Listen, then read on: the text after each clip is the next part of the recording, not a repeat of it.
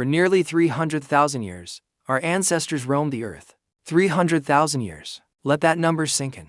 That's more than 1,000 times longer than the Roman Empire existed. For all that time, we were hunter-gatherers, living in small, nomadic bands, following the herds and gathering what the land provided. Our world was the immediate horizon, our lives dictated by the rhythm of the seasons. We were survivors, intimately connected to the natural world. Then, around 12,000 years ago, something incredible happened. In the blink of an evolutionary eye, everything changed. We stopped wandering. We started building. We settled down, planted seeds, and created villages that grew into towns, and then into the world's first cities. We invented writing, law, government, and monumental architecture. We went from small tribes to sprawling empires. This wasn't a slow, gradual shift. It was an explosion of innovation, a radical transformation of human society. The question is, why? Why then?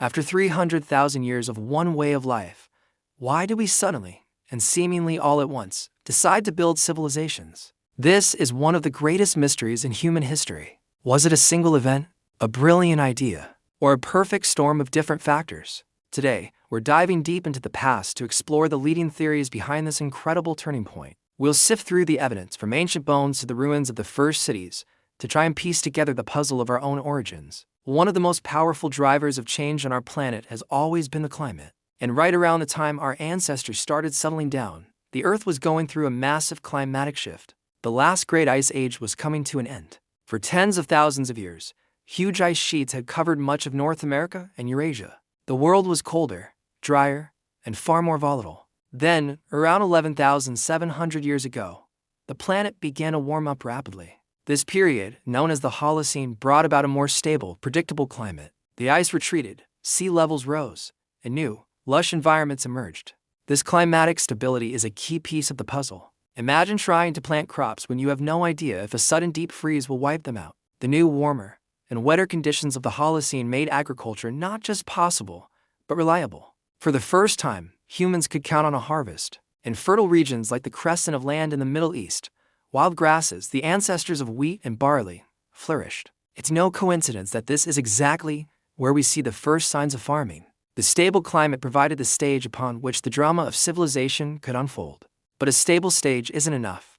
You still need actors and a script. Climate change might have opened the door, but something else had to push us through it. So, the climate got better, and wild grains were abundant. But why start farming?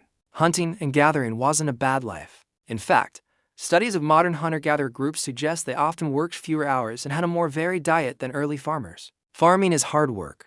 It's back-breaking labor. It's monotonous, and it makes you vulnerable to crop failure and famine. So, what was the trigger? One compelling theory points to a mysterious cold snap called the Younger Dryas. Just as the world was warming up, around 12,900 years ago, the climate suddenly plunged back into near-glacial conditions for over 1,000 years. This would have been a catastrophe. The abundant resources that people had grown accustomed to suddenly vanish. Food became scarce. This period of intense environmental stress may have been the critical push.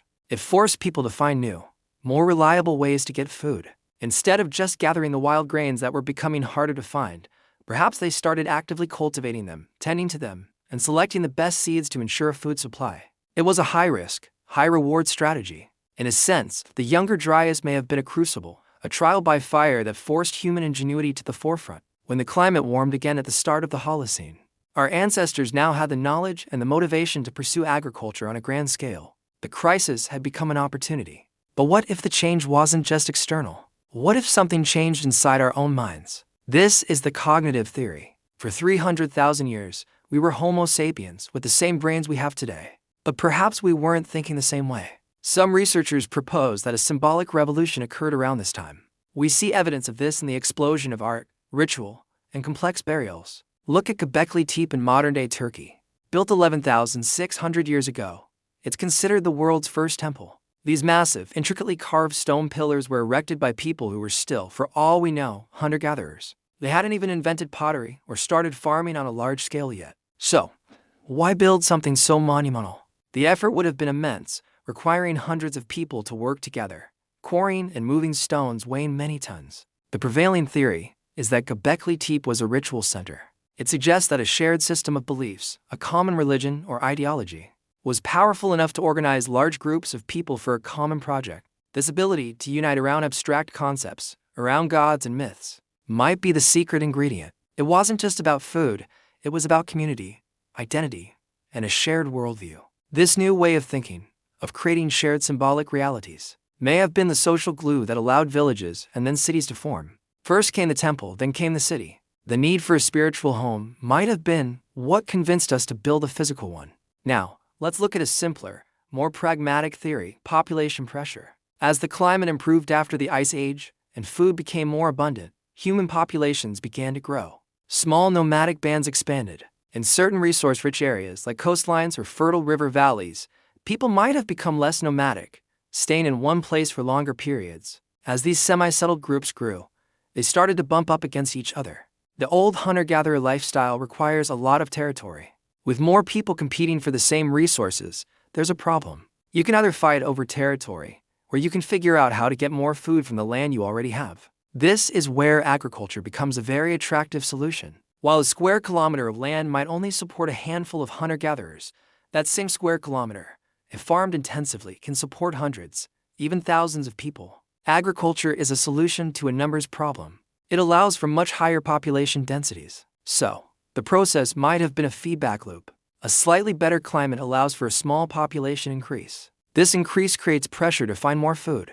People experiment with cultivation, which produces more food, which in turn allows the population to grow even more, creating even more pressure to intensify agriculture.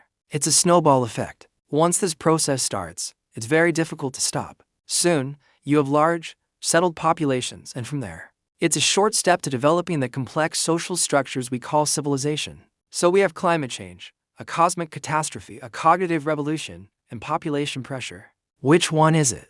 The most likely answer is all of them.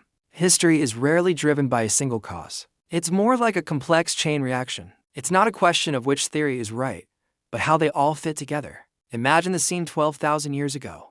The stable, warmer climate of the Holocene creates a perfect environment, a fertile stage. Then, the shock of the Younger Dryas provides the motivation, forcing people to innovate and experiment with agriculture to survive. At the same time, a revolution in symbolic thought, perhaps centered around new religious ideas, provides the social toolkit to organize people in larger and larger groups, allowing them to cooperate on projects like building temples and eventually permanent settlements. This newfound ability to settle down and produce more food leads to population growth. This growth creates its own pressures, locking societies into the agricultural lifestyle and driving further innovation in technology and social organization.